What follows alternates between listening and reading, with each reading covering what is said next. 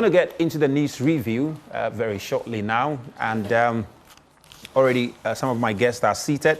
But before we, I get into it extensively. I've got Mr. George Ayisi. He's here. He's a member of the MPP communications team. My former GGA president, Affail Monney, is also seated in studio with us. We'll also be having Dr. Kwame Asah-Asante on Zoom. He's a political scientist. Of course, he will also be joining us on Zoom. And then we'll also be having the Member of Parliament for Akwatia also joining us shortly. But before we get into all of that, let's start from Ayawaso East, because that by-election, of course, wrapped up yesterday. Isaac Kofi J is the head of our research desk. He's joined me in studio to help us appreciate exactly what unfolded in that by-election. Isaac, good to have you. Good to be here. And in fact, a lot happened yesterday in Ayawaso, where the main point in terms of the data point that we spoke about, talking point, was the fact that turnout was very, very low. And I'll bring you that number very, very shortly. But you could hear from Baba Jamal yesterday when he says that, well, the reset agenda for Ayawaso East, he calls it East Ayawaso, he says, starts now. And we can confirm, just based on what was announced yesterday, he's MP-elect and is on his way back to Parliament after exiting in 2016. We know the story of Baba Jamal from Akwatia, 2008, won that seat for the NDC, a swing seat. He won it for the first time, for the NDC, and maintained it in 2012, but lost it to Amase. And you know that, interesting story behind his, losing that seat to Amase in 2016. He tried to get back on the seat, on the tangent of Akwatia, but that was not successful. But today he's going back to Parliament, not to represent the people of Akwatia, but rather the people of Ayawaso East, who said that, well, they believe that they are an important constituency in the Greater Accra region, but over the years they've not had MPs who could actually speak for them in Parliament. They believe that Baba Jamal has been there and done it, and going back to Parliament, they feel that he can actually advocate for them. And interestingly, Ayawaso East is the constituency that houses the Flagstaff House or the Jubilee House, and an important constituency. But if there's any constituency that sees the president on a daily basis in terms of his entourage and his, when he's moving out and all of that from the Jubilee House, it's Ayawaso East. So when we are talking about development and being very close to the president, this is one constituency that you can't actually take away. And in fact, it's also the constituency that is the residence of the former president, Nana Addo Dankwa Akufo-Addo. And interestingly, the MPP has never won this seat before, because if you look at what we are getting for you in terms of the trend so far, we call it the fish curve, because that is what will tell you the gap analysis between the NPP and the NDC as far as Ayawaso East is concerned. But yesterday, they elected Baba Jamal as the MP for Parliament. And in fact, one other thing that we need to speak about is the turnout. But before we even talk about the turnout, I made mention, Musba, about the fish curve. And usually fish curves appear when there is a dominant political party in one constituency, where you look at this, what is important in such an analysis is how even the political party that has never won that seat closes the gap, right? So yesterday, going into that election, for the MPP, they were aware that it was going to be difficult, although we've had difficult, constituencies like, Domiko Abenya, that was never won by the NDC, but they won it anyway in 2024. But they knew that going into that election, it was more or less of, about gap closing, much more than maybe winning that election. And we will talk about whether that gap actually indeed closed. But you can see on the smart wall how the fish curve is looking like in terms of Ayawaso from 1992. And we always like to start from 96 because we believe 92 almost like an outline, almost all our election analysis. And you can see NDC dominating Ayawaso. MPP has never won this seat before. But just like I said, it's more or less, it's more about the gap closing. The closest the NPP came was in 2012.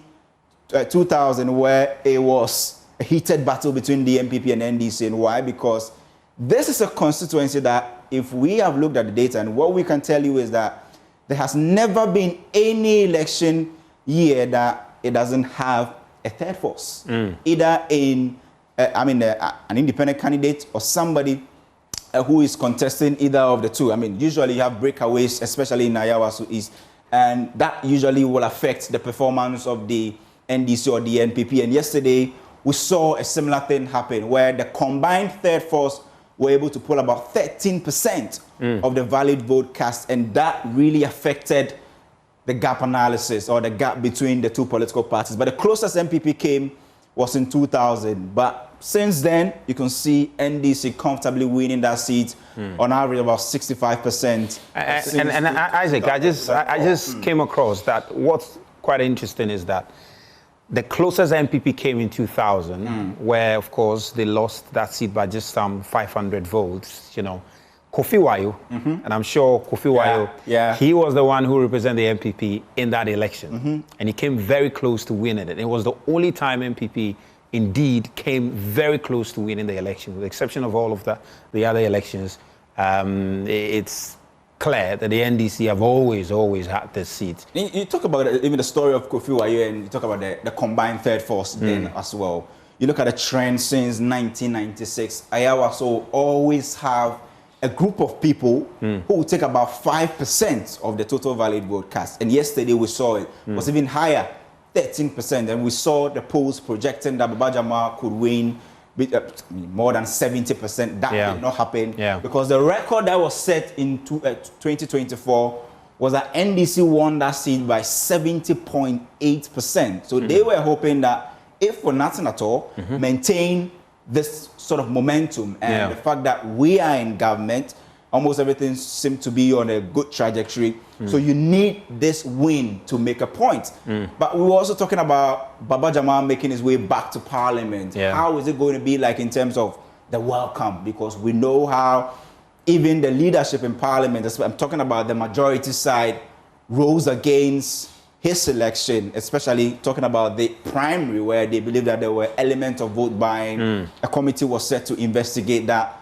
All of that, I'll be surprised. I mean, it will be interesting to see how Baba Jamal will fit in. But this is politics. They always find ways and means to make sure that they absorb him in Parliament. But this has been the historical trend so far between the NPP and the NDC. And yesterday, I mean, it was telling that not just the NDC, drop in point in terms of the percentage win, 70.8 to about 63.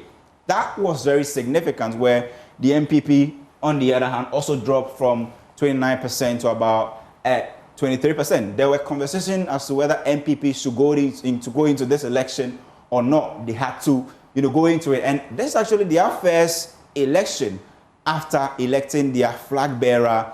And for them, it will also mean a lot in terms of how, testing the pulse of the country. And it's quite significant to note that the flag bearer was never seen in the constituency during this period. Of course, a few stalwarts of the party were there. We've seen some aspirants also, even on the day of election, were present there. But we don't see the flag bearer.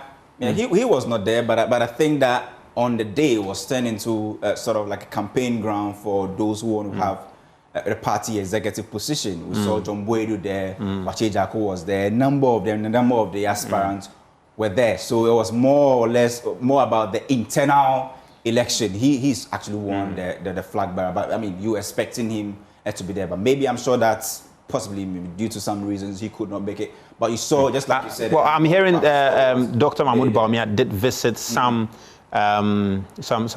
leadership within the community, and we understand that also because of the fasting period, a lot of the campaign was limited, and it's quite understandable. But one thing also that struck me had to do with the voter turnout, because we're talking about some almost 50,000 registered voters there, 49,966 registered voters, and the turnout yesterday, it wasn't even up to half of it. It was not even up to half of it. You're talking about what? You've got the turnout, right? So, the 2024 election, 63% was the turnout for the parliamentary election in Ayawaso East. And you were estimating that even if it will fall, should be between 45 and 50%. But yesterday we got 34%. Why? Because the expectation, just like you made mention, we're expecting close to about 50,000 people to turn out to vote. Yeah.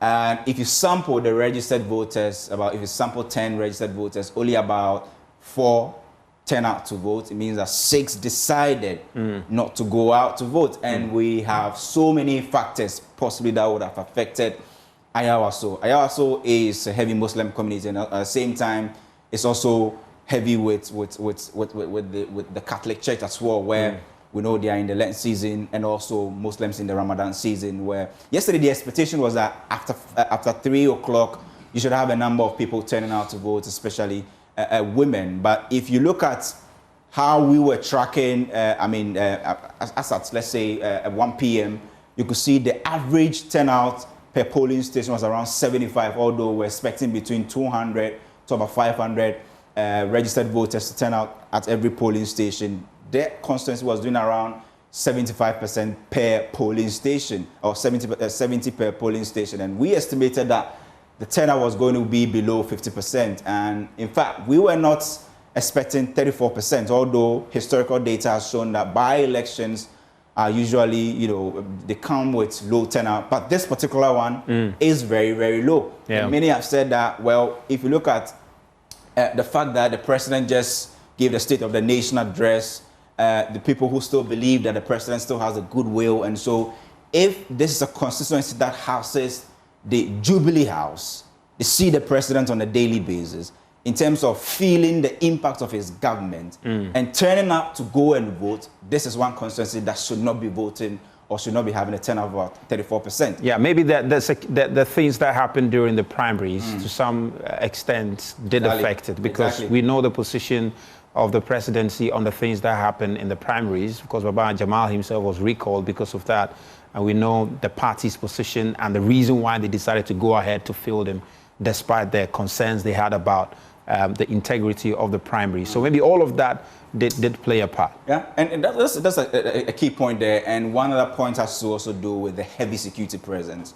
Yesterday we had an extensive conversation on that, and you could see that per our math that we did, it was about 80 police personnel to one polling station. And many have said that that in itself can also be an intimidation, or, people not turning out to, especially women, because fortunately for us, we're able to get numbers from some of the polling stations. They did the gender mix for us, and you could see that the turnout for women wasn't as high as compared to men. And we know Ayawaso is with Nima, and Nima, we know the kind of elements attached when it comes to violence. And so when you have that heavy security present, many have said that that in itself was also, some sort of deterrent and deterring people not to come out to vote. And we've asked that big question: at what point do we have free, fair, and very peaceful election without heavy presence of security personnel? Because we saw the same thing happening in Akwetia, and we asked ourselves, we have about 4 or 5 by-elections to have, or on a day where we have a national election,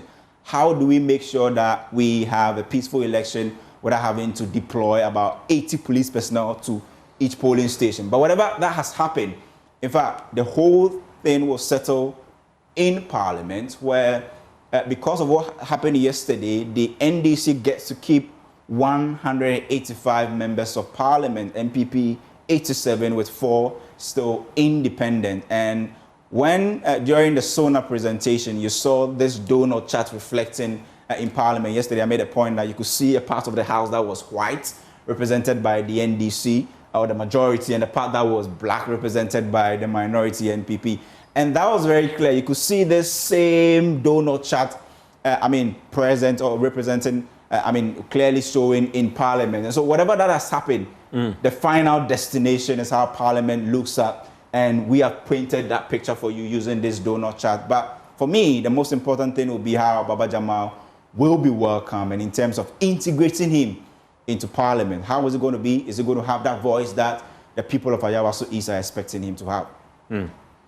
Yeah, so that's a conversation we will be exploring on the show today also, and try and hear. We've got a member of Parliament with the NDC in the House. He'll be joining us very shortly. Also, we're hearing from Dr. Kwame Asah-Asante. Of course, he's a political scientist, to see how NDC can navigate this this moment, of course, and a few other things. So, so much to look forward to, all right? So much to look forward to. Stay with us as we get into all of these issues. Not just this, we'll be talking about the recruitment that were done after the December 7 elections and what government decided to do about all of that. There was a committee that looked into it, and finally a decision has been taken on that. So we'll get into that alongside, cocoa issues, minority caucus, and Affail Monney.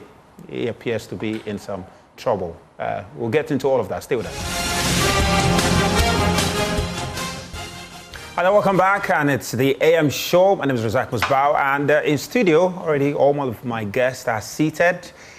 Mr. George AEC is a member of the MPP communications team, and George, good to have you. Good morning. Yeah, good morning. I hope you're doing well. It's been a good start to the week, isn't it? Yeah, it's awesome. good to be on your set. Yeah, good to have you too. Good to have you too. Well, my former president, who's the former president of GJA, the Ghana Journalists Association, Affail Monney, is in studio with us. When he was president, I was still in school, so he used to come to school to teach us.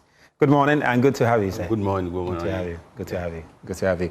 And we'll also have in studio Mr. Honorable Bernard Baidu, is member of Parliament for Akwatia. He's occupying the seat that Honorable Baba Jamal used to occupy. He has joined us in studio this morning. Honorable, good morning. Good to have you. Good morning. Great. I'm very good. And I take cognizance of the fact that all of you are in Fugu, and appear to be the only exception. Maybe next time I clearly missed the memo. Next time I'll take notice of that. Well, we also have Dr. Kwame Asah-Asante. He's a political scientist and is the head of European Studies at the University of Ghana. And he's joined us via Zoom. And Doc, good morning. Good to have you. Good morning, my brother, and good morning to my seniors in the studio. Of course, good morning to Ghanaians. Wonderful. We'll come to you very shortly. We'll be starting with you on the Ayawaso East by-election. But there's a statement from Madam Vicky Bright. She is a former legal advisor to former President John Agyekum Kufuor. And it follows some picture that has surfaced, and she wants to react to it. And this is a statement. I'm reading it to you. She says, over the past few days, many people have been reaching out to me to ask if I have joined the campaign of Dr. Bawumia. She says, I was present at former President John Agyekum Kufuor's residence on an unrelated matter when Dr. Mahmoud Bawumia paid a courtesy call. A brief handshake captured on video has since been circulated in a way that may create a misleading impression of being part of Dr. Bawumia's campaign or entourage. I wish to state clearly and unequivocally that I am not part of Dr. Bawumia's political team and remain professionally independent. I have communicated my concerns regarding the footage and expect the matter to be addressed accordingly. So that's what she has got to say about that viral footage. All right. Well, let's get to the Ayawaso East by-election. And of course, we're going to show you the image very shortly. It's going to be on the screen, but fundamentally she's saying that, well, she's not getting into active politics, especially as far as Dr. Bawumia's campaign is concerned. She remains professionally independent. That's the woman. Of course, she's been on the show quite a number of times. She was on Newsfile over this weekend, so that's what she has to say about it. She remains professionally independent and will continue to do her work, and of course she's not engaged in any politics for Bawumia. So that's basically that. Well, let's get into the Ayawaso East by-election now. And of course, Baba Jamal has been declared winner. The voter turnout, of course, we saw some 34, 35% is characteristic of most by-elections in the country. But the bigger question has to do with how Baba Jamal is going to fit into the majority caucus in Parliament because of the position they took over the primaries, which mainly raise concerns over vote buying and all of that. Well, let me start with Dr. Kwame Asah-Asante now. Doc, good to have you. Quick thought. Let me hear your first impressions of this by-elections. What do you make of it? It was very peaceful. There was no issues at all in any of the polling stations. The voter turnout, of course, we've seen the numbers, and it was quite clear that the NDC was going to retain that seat. What's your impressions? I think so far so very good. We saw free and fair election. That is election devoid of violence and any aberration that undermine free and fair election. That was good. Security was also tight, and the voters themselves comported themselves to go through the process to its logical end. Results were declared, and so far, the winner has accepted his position, and losers have also accepted their position and congratulated the winner and all that. It tells you that we have come to the end of the show. What was worrying was the low voter turnout, which is very characteristic of by-elections in Ghana. But that tells us that as a state, we need to be able to up our game in that direction and making sure that we get people to show interest in by-election, particularly people in affected constituency. So this is my initial comment about the whole process. And of course, the results, I was expecting it, and it came to pass. Well, Joe, let me come to you. Your party, of course, did not organize any primaries. You clearly fielded Baba Sanda there, and it didn't quite turn out well for him. It didn't turn out well for him. If you look at the percentage he had, it was even Baba Ali, and it was even a reduction of what you had in 2024. You were hoping you could capitalize on a number of things that are happening, especially with the seeming, the issues in the NDC with their primaries and all of that, but you could not take advantage of it. And this is what? Is this the third by-elections now you failed to win? Yeah, thank you, Ms. Bao. Good morning to production crew, yourself. Good morning to my senior colleague, President Affail Monney. He's been an inspiration to most of us, especially those of us within the political communication space. We appreciate you, sir. Let me say welcome to Honorable. My neighboring MP, my constituency is Lower West Achim, Samankasi, so Akwetia is our brothers, and we appreciate that. Good morning to our viewers. Yes, Baba Ali, we declared him as our candidate there. Ms. Bar, that is not our, No, were you at the constituency? Is it? Were you at the constituency? Yes, yesterday I went through there. My office is in that constituency. My NADMO headquarters is situated there. So it's an area that I'm very familiar with. One of the prayers I have for Honorable Baba Jamal is the issue of sanitation within the area. If you can take it up seriously, especially the major drains, NADMO and drains issues and co. So that is good. Yes, MPP, we didn't do too well. It wasn't that we were expecting to perform extraordinary because we knew that wasn't our stronghold. The Ayawaso East is the NDC stronghold. The West is rather our stronghold. Unfortunately, it's been. And now he's turning to become something else. With what? No, just what? With what Dumelo is doing now. We'll take it. We'll see how it works out. But the issue too, and like it or not, the NDC is still in the euphoria, and especially President Mahama is still having that euphoria of goodwill. Though it's waning gradually, but their stronghold, you wouldn't expect them to be. The resentment is the low turnouts. Maybe I heard your analyst saying it could be attributed to the police presence. But I would want to disagree a little, because that is their stronghold. And unfortunately, if you look at the trajectory of the by-elections and the probability of violence and co, what does the NDC stand to gain if there were violence in their stronghold? You get it? They wouldn't want that. Okay, and I saw, when I went, I saw that the conduct was peaceful. I saw my good friend Mahdi Jibril. He was busy in the area there. Cool. So it's happened by, unfortunate that we lost an MP, but the good news is that we've been able to do a good replacement. I think Baba Jamal is the right guy to take up the leadership there for the sake, he's a vibrant politician. And just a bit on the voter turnout, of course.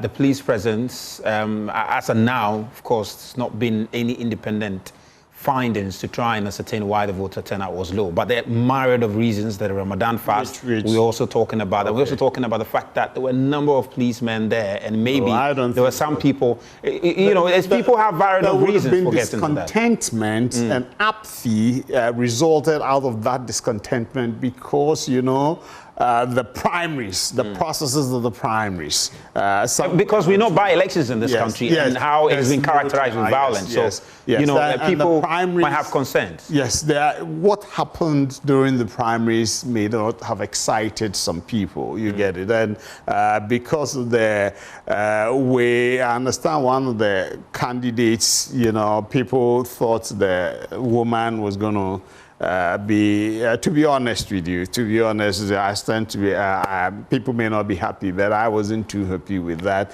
issue of a husband going and then a wife taking over. I think we should. But it's a contest. It's a contest. If the wife is interested in, you know, replacing the husband, you know, she goes through the process, they elect her. This is politically. But it's a contest. It's making the man endangered species. No, that's a bit. That's a bit of a stretch. That's a bit of a stretch. It's a stretch. Yes, but having said that, I think I must say that when the committee went into the primaries, Brouhaha and co, it was established that indeed you cannot blame only Baba Jamal. You get it. All of them, if there were inducement, all of them were involved. And so if you say it's only Baba Jamal who induced voters, you're not being fair to him. And so I believe that's how come the committee is concluded. Yeah, I'll come back to you and try and get a sense of what the future holds for MPP, because was that Blickman not reran? You were not successful. It was the Akwatia by-election.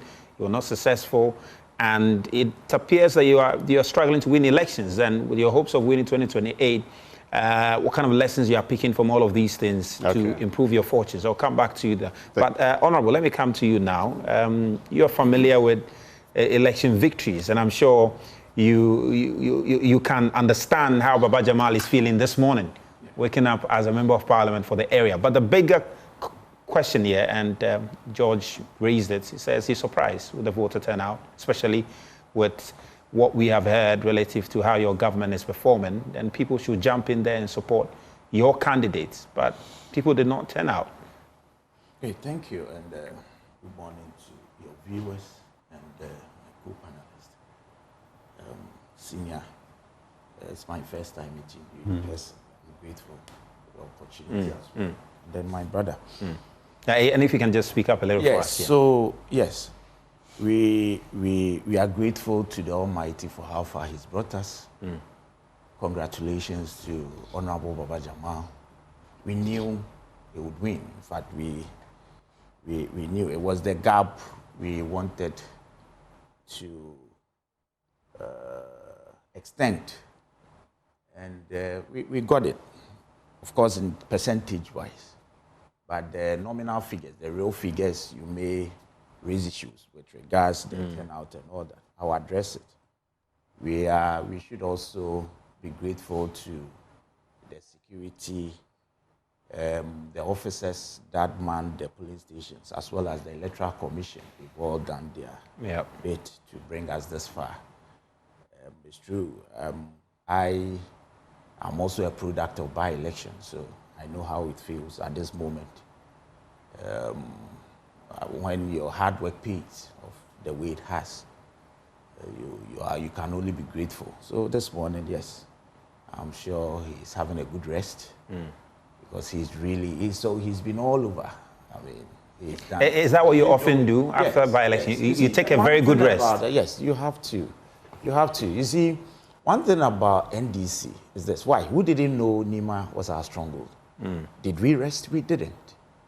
The national executives were there for days. Did you see them with MPP? We don't give up. And I've heard some communication elsewhere. They are blaming their own people. Look, they have a flag bearer who is less busy as compared to, we don't have a flag bearer. We have a president who is very busy in terms of the mandate he's been given. The flag bearer lives very close to the area. Did you see him there? He never visited the area. But because they knew, you see, they give up so easily. But it's up to them.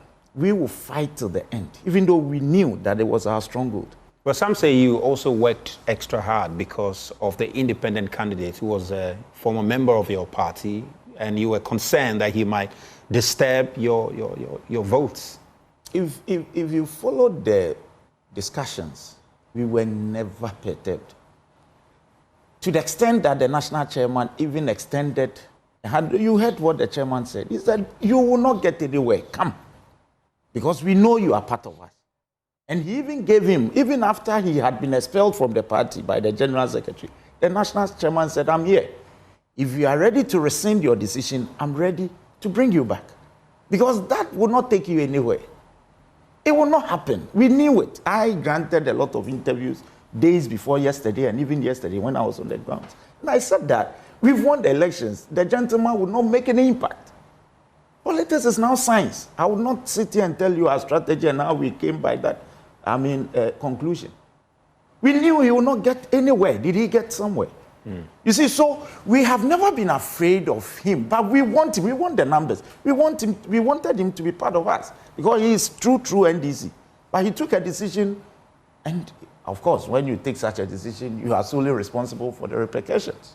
And so we are done with the elections. Honorable Baba Jamal, as we knew, is the MP-elect, and we are hopeful that the people of Ayawaso East have elected a very experienced, competent hands in the name of Honorable Baba Jamal, and we are hopeful that he will be a good representative for them. Now, in terms of the turnout, look, of course, it's quite normal. Akwetia, the turnout was okay, a bit okay compared to the previous election, but here it went a bit down. We were all concerned in the morning when we realized that the numbers were not coming out. We had to, but we realized that the Ramadan was a factor. It wasn't a good time at all.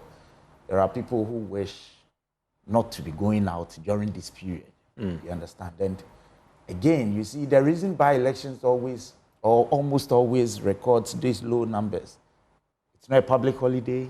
It is not a day noted for elections, as we can predict or we can plan our time on by the 7th December of 2028. You know that there will be elections, so you plan your time. In this case, the Electoral Commission had to come out with the date. So if you had any plans fixed for that period, of course, you cannot do much about it. And not everybody is so much into this politics we do. So if the opportunity comes for him to cast his ballot, he will do it. But if he thinks that he has something else doing, you can't force it down. It's true. Especially if he didn't know about the time prior to his plan of whatever he intended doing. So it happened. But the figures for me, and I'm surprised anybody would say that it was only NDC that was affected and that it's as a result of whatever, against President Mahama or the NDC. Look, in 2024, what did Honorable Rahman, their candidate, what did he get? What figure did he get? He got 9,110. That's what he got. Yeah. Okay, and now they got 4,009. So who is it? Look, they had 29.15%, then, and now 23.45 in terms of the percentage. Yeah. So they've lost so much as well. So is it that MPP is now unpopular or MPP is not attractive? That's why their people too didn't come out to vote. Because if you had 9,110 then, and now it's 4,009. So as if it's a general problem and we should all look at it. Well, it's a welcome news. No, but the numbers though, the 4,000 that you're mentioning, 4,009. Yeah. That's significantly low. That's significantly low compared to like the 9,000 you referenced. Right. But what about the concern some say that part of the reason why your candidate did not get the kind of turnout they hope is because your candidate did not get an emphatic backing or endorsement from the presidency, neither from who is saying that we did not see the vice president there. We did not see the president there. You didn't see the vice president there. You didn't see the president there. But I won't sit here and tell you the support I got from them.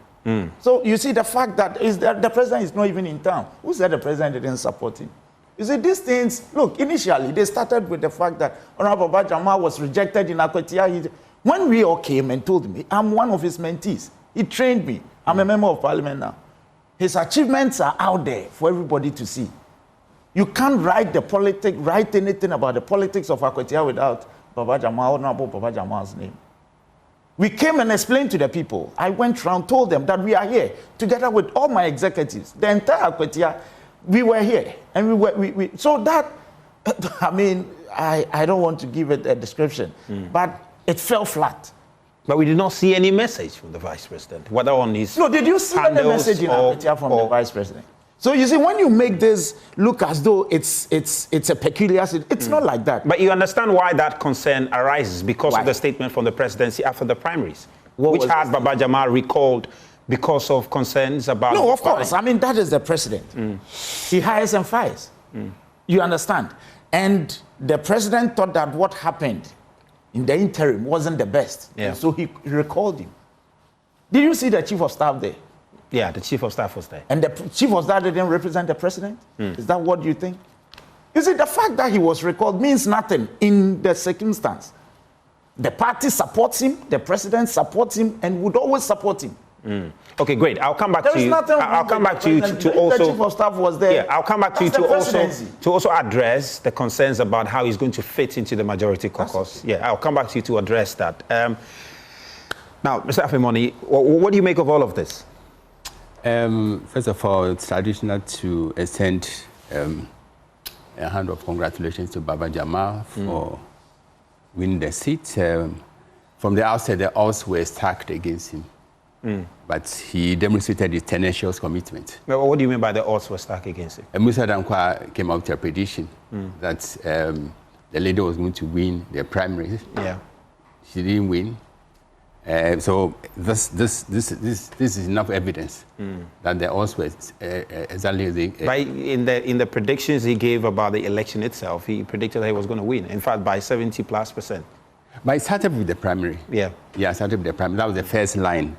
You need to cross that first line before we get the opportunity to. Okay. Okay. And from a news background, when news by its simplest definition is something unusual. But if you juxtapose the results with the definition, one can easily conclude that there's nothing newsworthy about Baba Jamal's winning the election, because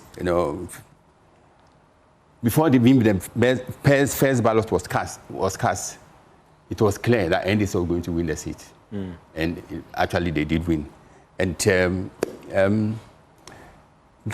all this does not obliterate the fact that certain questionable circumstances characterize the primaries, and which will follow Baba Jamal.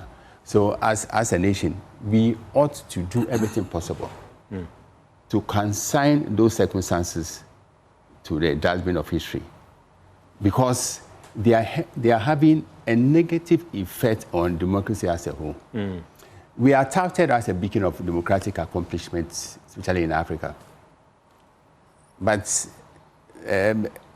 Landers reminds us that the naked truth is better than a well-dressed lie. And the naked truth is that even though we have touted democratically as a beacon of accomplishment, all is not well with our democracy.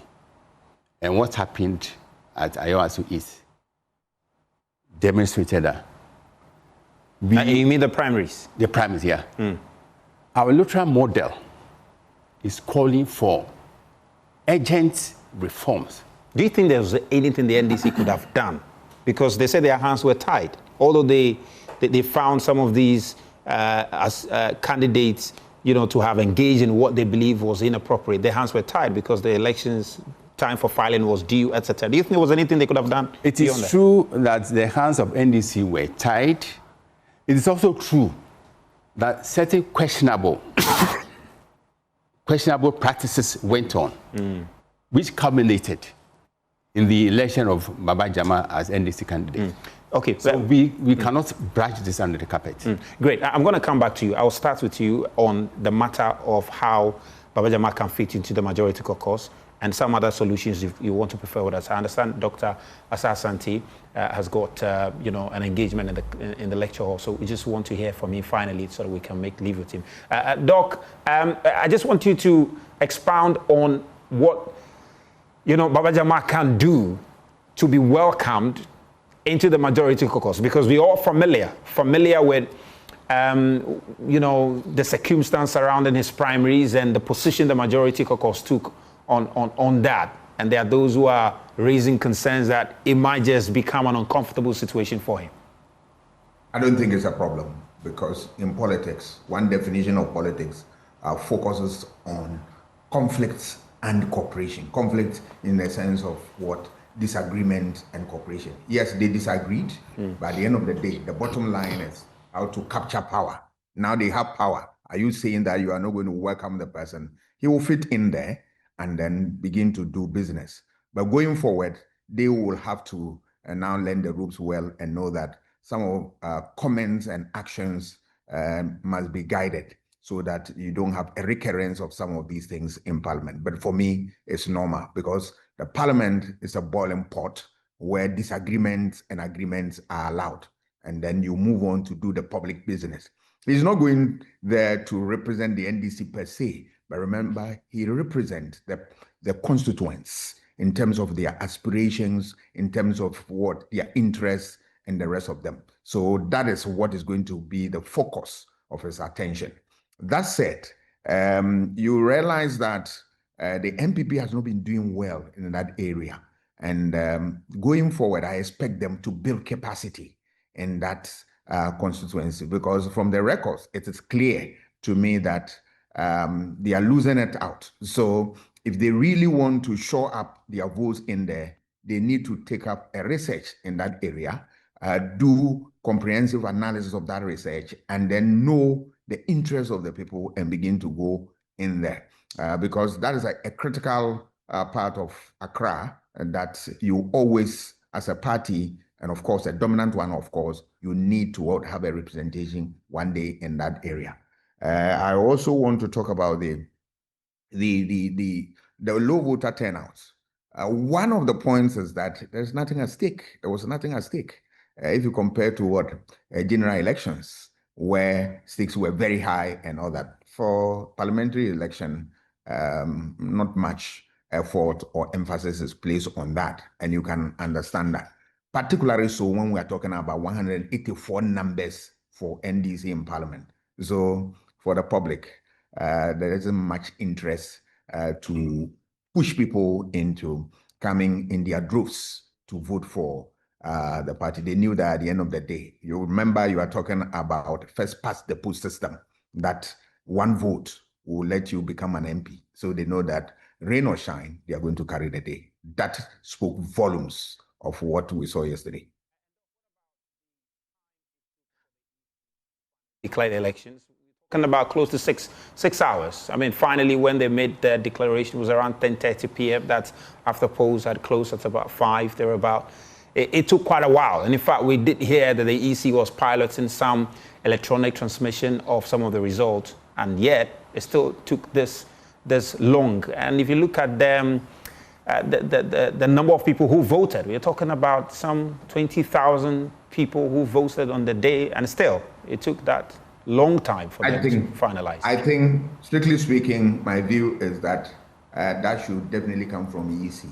I'm not sure they planned very well towards this one.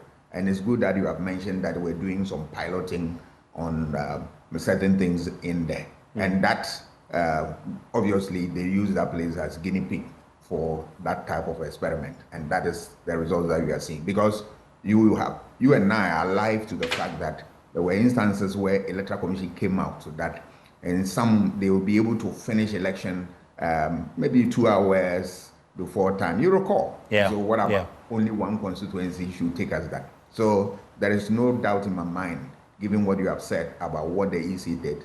I think that they really influenced what they were doing.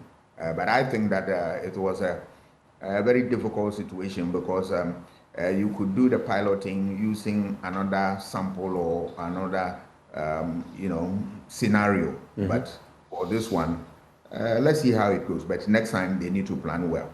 But generally speaking, if as a state we want to encourage people to take part in every election, including by-election, then there are a lot of things that we need to do. One, we need to be able to up our game, especially the parties that when you win power, we want to see evidence on the ground that is your record.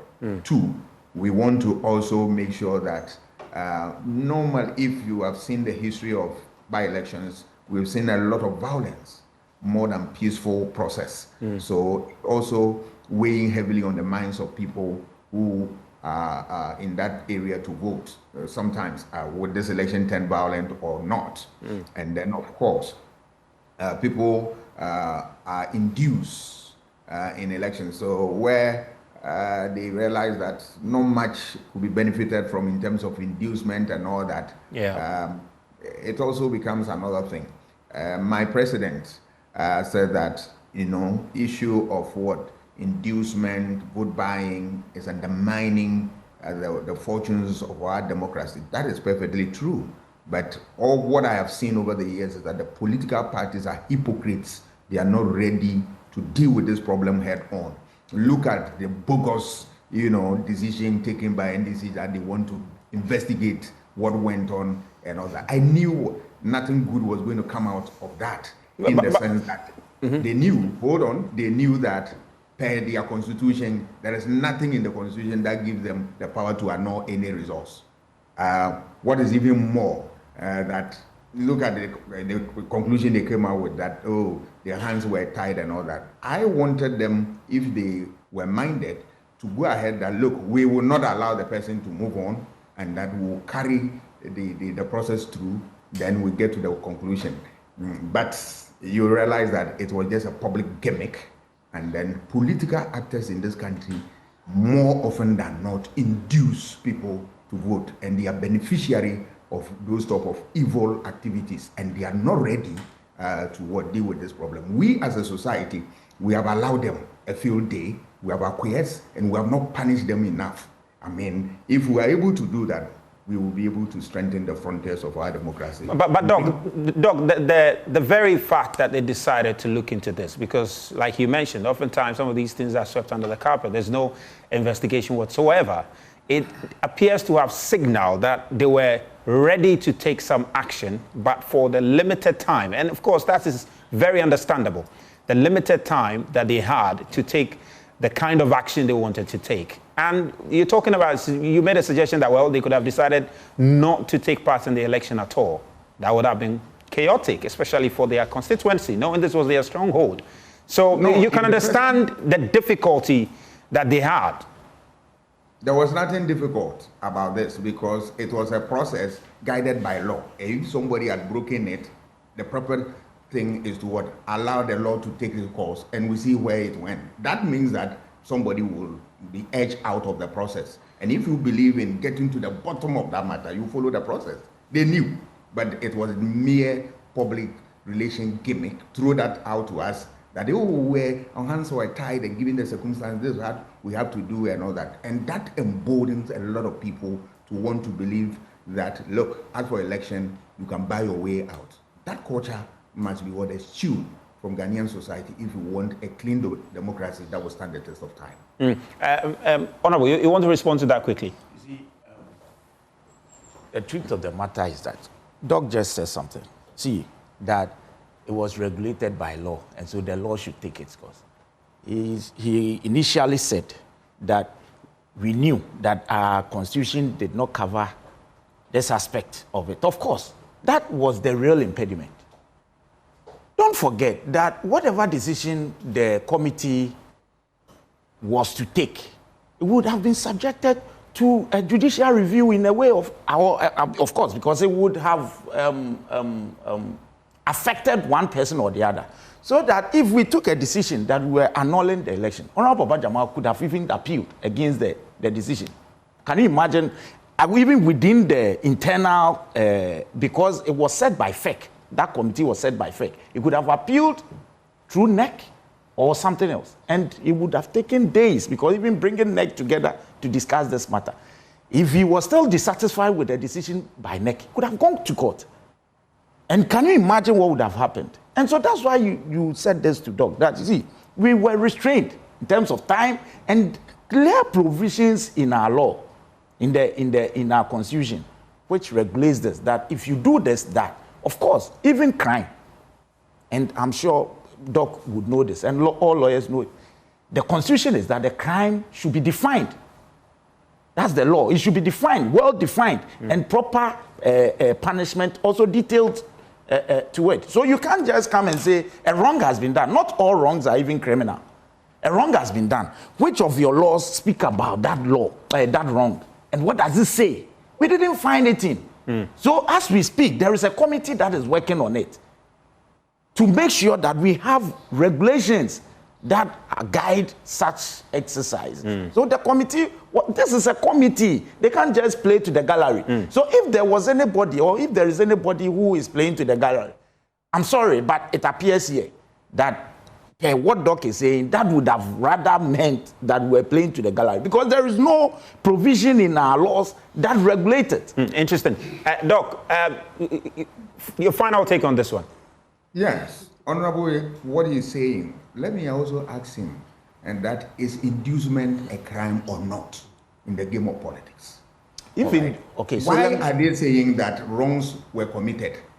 Were they ready to sanction that, or were there anything that defined those wrongs, and for that matter, appropriate what punishment? They knew. If all that they're saying is true, they knew from day one that all that they were going to do will amount to what? Nothing.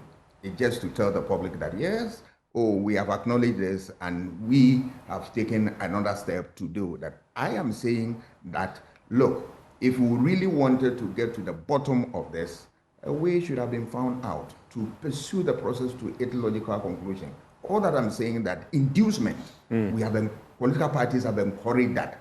I want to dare any political party that a day to election, don't they induce people even before that time? They share everything in this country. We know for a fact. We have witnessed these things, but except that the political actors don't want to do something about that. We as a society, we must do something about that. When we punish them through that, they will not come. Because I can't fathom in my life that somebody is saying that politicians will say that they are servants. You are coming to serve me, and you want to bribe me in order to serve me. This is incongruous. Nobody will accept this. You are coming to serve me, the very person you want to serve, and that I will pay you. And here you are. You are here to what? Bribe me, induce me. It's suspicious. Well, Doc, what about those who take the bribe? Do they have a responsibility? The two are guilty. The two are guilty. You are not supposed. We must. You see, my worry about this thing is also the fact that once we buy out our votes and all that, we take away issues that really affect the survival of people in the area. Because now I bought the votes and then I can do anything.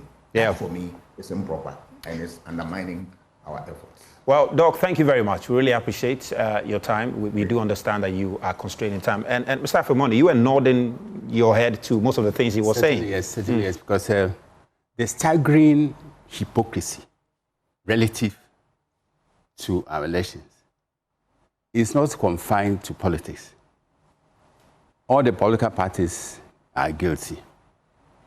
Even the media community, even religious groups, none of them is whiter than white, or purer than pure when it comes to material inducement and financial influence.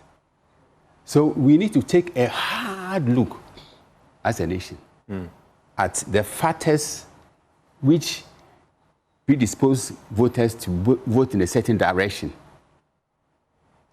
Because democracy and bribery are odd bedfellows. They don't belong to the same sentence. If we want our democracy to shine and truly be a beacon for other countries, this is a time for us to retrofit what is wrong with their democracy. It's not enough to condemn this practice. OSP has copious evidence of bribery at elections. Nothing practical has been done since then. We saw it, I see North, it was glare, in the full glare of the public. People were sharing money. We came to North, I was an observer there. I saw it by naked eyes. And the worst case scenario, Ayawaso East. So where are we heading as a country? The time has come to fix it from the root and not the branch. Now, what do you think the root is in this case? The root is corruption. Corruption. Is it not poverty? Is it not the poverty in our country that is probably giving, giving the kind of, offering the platform for people to engage in this? Because you give someone 20, 30, 50 Ghana cedis, and it's like, that is good. Maybe lunch for 2 days or something. Poverty is one factor, but corrupt disposition of people who want to occupy certain positions. Yes. It will take a corrupt person to attempt to bribe somebody. You think in most cases, it's the political actors who go offering the money and not the voters asking for it? We come to a stage where voters demand. And whether you pay or not, if you don't pay, then there's no guarantee that we will win. Even when you pay, again, it's a gamble. So we need to look at all the areas, look at all the factors which serve as a dent, which are a dent to our democracy. So even people we elect to stand elections. I've been looking at people who are offering themselves for certain positions, certain parties. A certain party had a distinction for electing people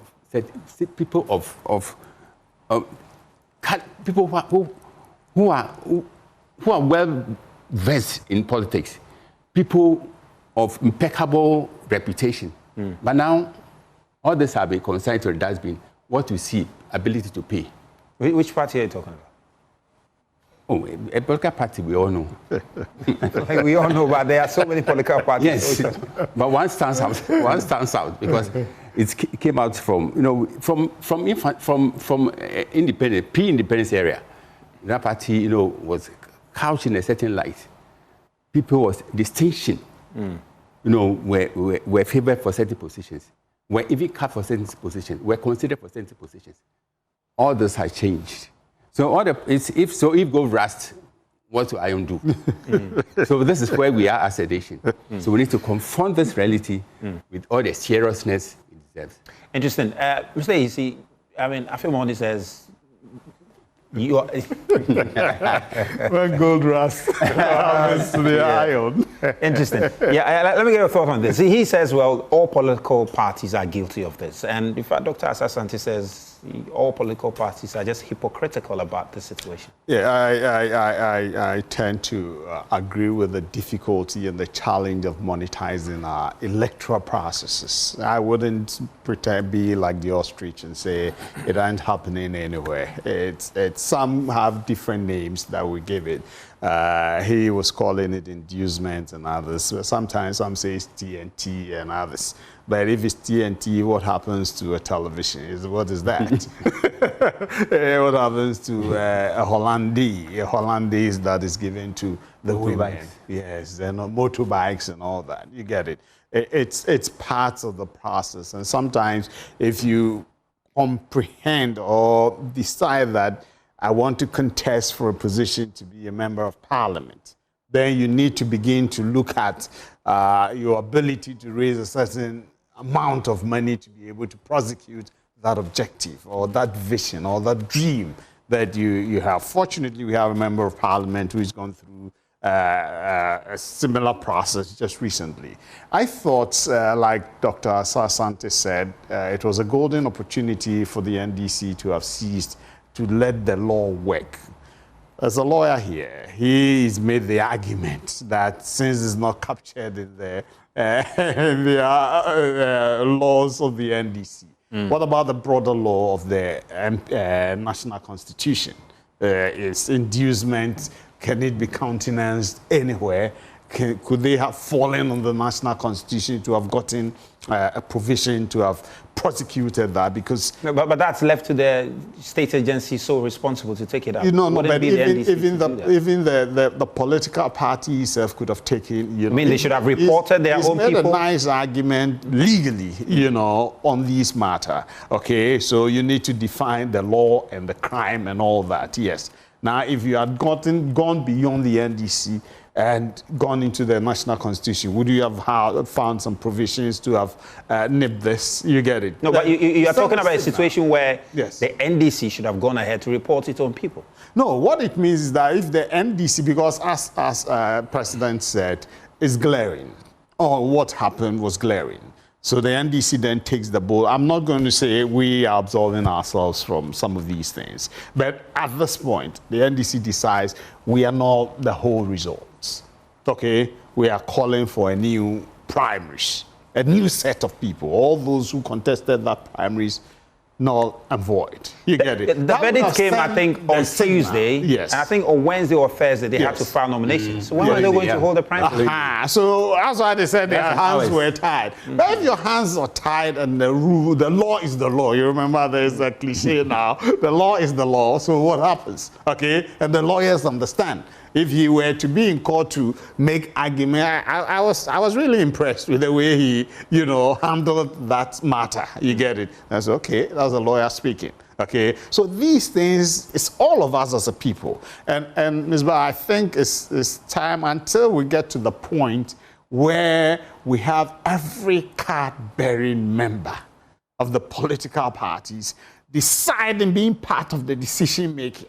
Okay. To choose who leads the party in any given constituency, we're going to be having challenges. Because for us, recently, you remember the 2024, one of the things, even though Professor Michael Quay committee's report is not made public, some of the things that we are hearing as part of the reasoning for the apathy in our stronghold and some other strongholds is that, okay, you go give X person at the primaries 5 pesos, and then you don't give me anything, and you expect me to just willy-nilly walk to the place and vote for you.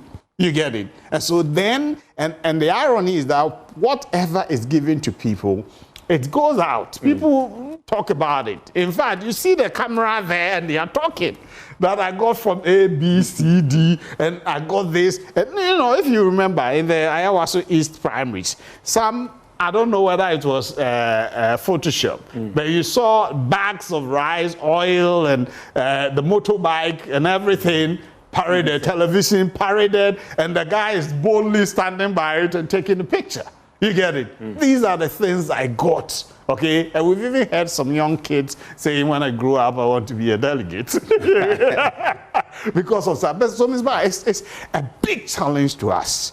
We need to get the law, the lawyers, all of us, the actors in the political arena, and then the Electoral Commission. Do you know I've forgotten that, but there's a provision in the Constitution which mandates or enjoins the Electoral Commission to audit political financing, campaign financing and co.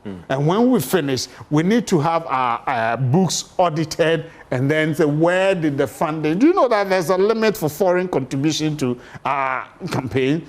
How often have we done those things? How often has the Electoral I belong to a group that is of international repute, and some of the leaders there, what they keep saying is that, and we need to have the EC getting all political party campaign accounts audited properly before the next election. I mean, from the so last, that you can use it as a basis to disqualify or allow. I mean, from the last, the last update I got on that, I got the impression. In fact, it was a communication from the EC at the time. I got the impression that the only parties who do that is MPP and NDC. And I remember the concern was raised that the other political parties do not present their audited accounts, etc. But I got the sense that MPP and NDC do that. So then let me come to two simple. The issue of the EC not finishing in time and co.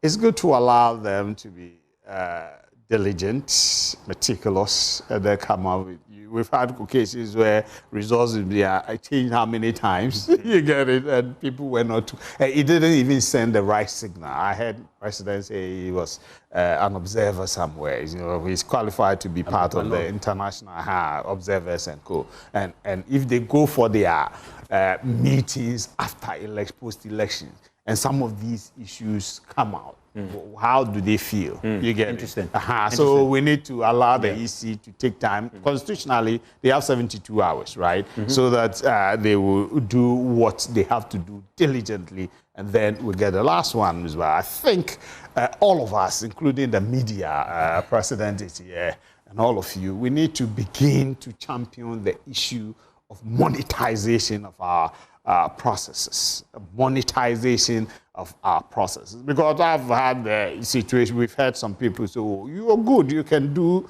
the thing, but Charlie, one for me, you understand what I say? Yeah. You get it? They will tell you, they don't shy.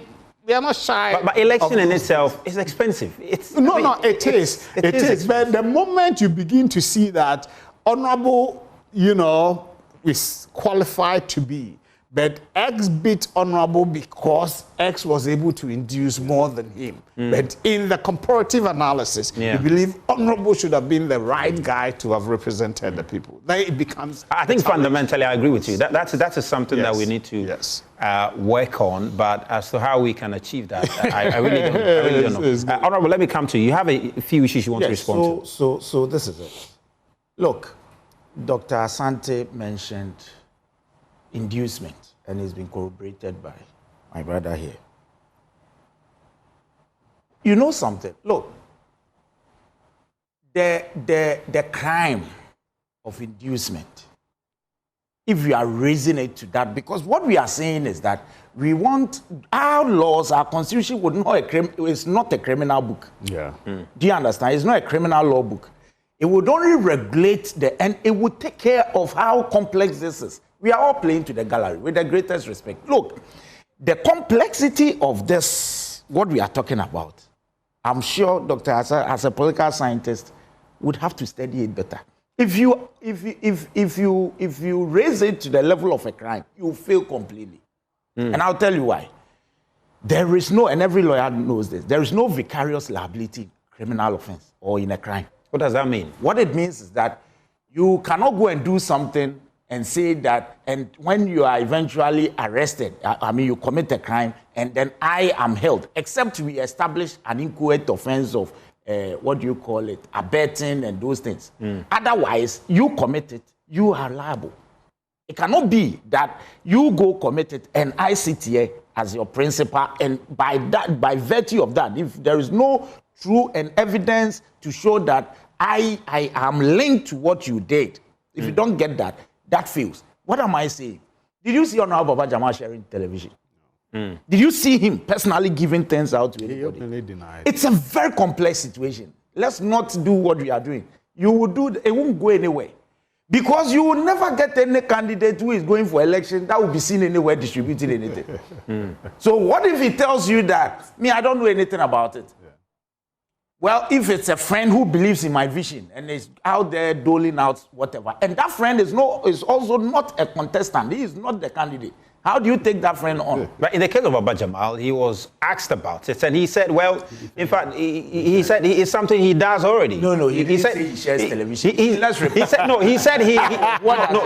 didn't say he shares television, but he says that the kind gesture that was demonstrated to the people is something he's known for. That interview I listened, it's often been misrepresented. He never admitted to the fact that he was sharing television. It was asked that they've seen delegates hold television, they are carrying them out there. And he said, what is wrong with that? He does even more. And that he allocates 1.2 million a year given out. Is that do you have a problem with the 1.2 million he gives out as loans to the women? Is that the problem you have? There is nothing wrong with that, because he does that with, not in any relation to any election. But with regards to the television, he said, what is wrong with that? If you want to carry it to, look, improving crime, it's not cheap. That's why we shout on top of the roof, crime, crime, crime. You go to court and the person is acquitted. And sometimes we feel it's the judges. You don't prove crime by mere words. Honorable, I'm not cutting you, but the court of public opinion, things are happening, and everybody sees it vividly. Yeah. So you have seen the lawyer. So you see, and that is why, senior, sorry, and that is why it is better to regulate it. Yeah. In your books. Okay. And that is why what we are doing. I thought you would also mention that they are taking a cue. What is MPP also doing? Because they are worse. No, they are worse. I mean, they just had their primaries when envelopes were shared. In the whole country, that is not cheap. You didn't see envelopes with pictures of some candidates, 1,000 cities, some gave 500. Who doesn't know this? Across the country. No, let's not. You're talking of the TNT. You see how complex it is. They would define it that is no inducement, it's TNT. So it's a challenge. What we intend doing, perhaps if we put it in our laws, we will make sure that it covers even the person who is not a contestant but is sharing in the name of someone. But if you raise it to the level of crime, that's where you fail. Do you get where I'm coming from? So I'm not saying we shouldn't do anything about it, but let's put it in our books. That is what we are trying to do. And we know how complex it is. So we'll make sure it covers the so that if anybody is doing it, we will use that law. You need to at least, the moment it is brought to your attention, you either dissociate yourself from the person or you'll be implicated. Absolutely. Great. You will make sure that all the people around you, nobody even does that in your name. Because it's often connected. Will you push it as a bill in Parliament? No, but you see, as a bill in Parliament is another matter. Okay. You see, the fact of that, it's because Dr. Asante mentioned crime, inducement. That's why I have a problem. Look, if you raise this to that level, you fail. Because the proof of a crime, you know the standard, very high. Yeah, great. I want you to touch on this so that we can move into another topic. He is joining your caucus. The leadership of your caucus released a very emphatic statement. And the concern among not just those who are observing, but some party members is how he will be received. Now, did you support the statement by your caucus, you in particular? I'm a member of Parliament. This was done by my leaders. Of course, I wasn't part of the meeting. I do not know what they saw in arriving at this. But once I'm a member of Parliament and this is my leadership, I can't dissociate from that statement. But let me tell you this. Look, it would interest you to know that yesterday, even days before yesterday, most of our leadership and the Parliamentary, we were all there helping Honorable Baba Jamal. Look, in the spur of the moment, what we were seeing online, and as a party, a social democratic party like NDC, we were not happy. Okay, that especially what was happening, I mean, on the media space, people saying all kinds of. We were in a meeting. We were the majority caucus on that day. When the primaries was being held, were in a meeting, and it was all over. We were at Alisa Hotel for a meeting of members of the caucus, and then it came up. So we had to even suspend the meeting we were having, and then the leadership went to conclave to discuss it. I wasn't there. I don't know what they saw that, and so I saw the statement as you also saw. But of course, as a member, I cannot dissociate from it. But do you think it was the right call to make? No. Considering at the time, investigations were ongoing. You won't push me to judge it. I'm a member of Parliament. Whatever is released from my leaders, I can't sit on television set and judge it. So what will you say about the concerns relative to how he will be received? I'm dealing with it. There is no problem between Honorable Baba Jamal and the leadership. When you look at the statement Honorable Mahama Yariga, the respected leader, released, do you have the statement? Yeah. When he recused himself from sitting from the committee, he said that the party, if they decide on who the candidate is, the party, including the caucus, will support him. At the end of the day, what the majority did, I know that it had nothing personal to do with Honorable Baba Jamal. It was for the system. It had nothing personal. He's been there before. But he had won the elections. No, it didn't matter. It didn't really matter. But it mattered. He had won the elections. You were concerned as well. Do you have a personal problem with Honorable Baba Jamal? No, the point is that he had won the elections. I'm asking you. And you were moving that the elections should be annulled. All of us here were concerned about what we saw. All of us here. Yes. I'm not sure my senior has any personal problem with Honorable Baba Jamal. Yes. It is about the system. Yes. So if the majority caucus is also concerned, I'm sure even Honorable Baba Jamal will be bothered, because I know that he wasn't sharing the televisions.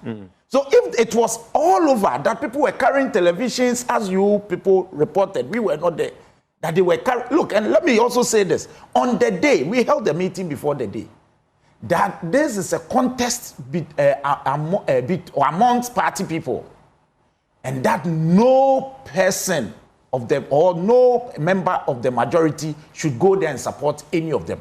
And you, if your reporters were there, no NDC member of parliament was there on the ground supporting anybody. There's been this. Now you made a donation. Hold on. There's been, and I'm coming to that. There is this out there that the majority supported a particular candidate. It's not true. What I know is that the member that died, unfortunately, was a member of the caucus. So long before the day, it was out there that there should be some contribution to assist the family.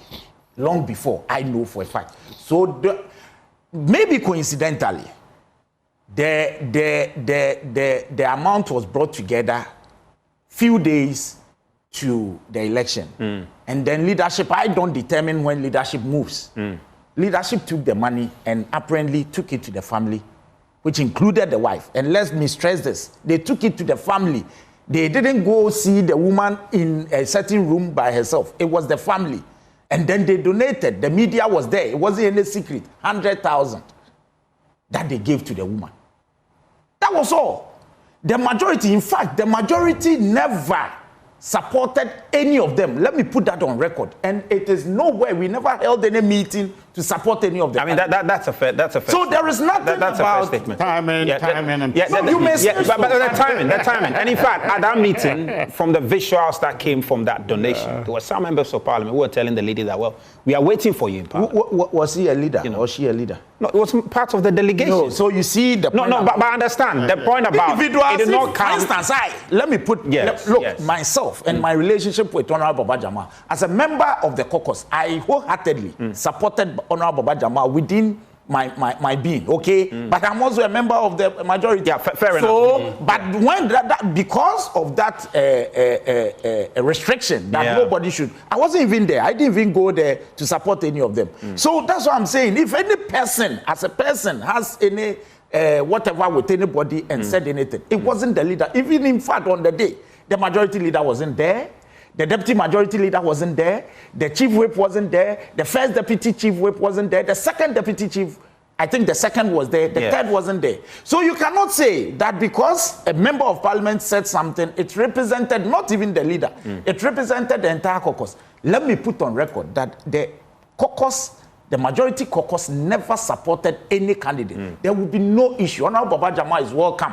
We've already planned for him. We are waiting for him. If today the election results is gazetted and the rate of election is sent to the clerk, and tomorrow we are in the house tomorrow, if the Electoral Commission brings it, the clerk receives it and calls him, we will swear him in. We will all wear white. We will welcome him. Okay. Welcome. All right. We'll see. Mr. Affail, Honorable alluded to the fact that touch on it this a finally. complex task to kill this animal of material and financial inducement in our politics.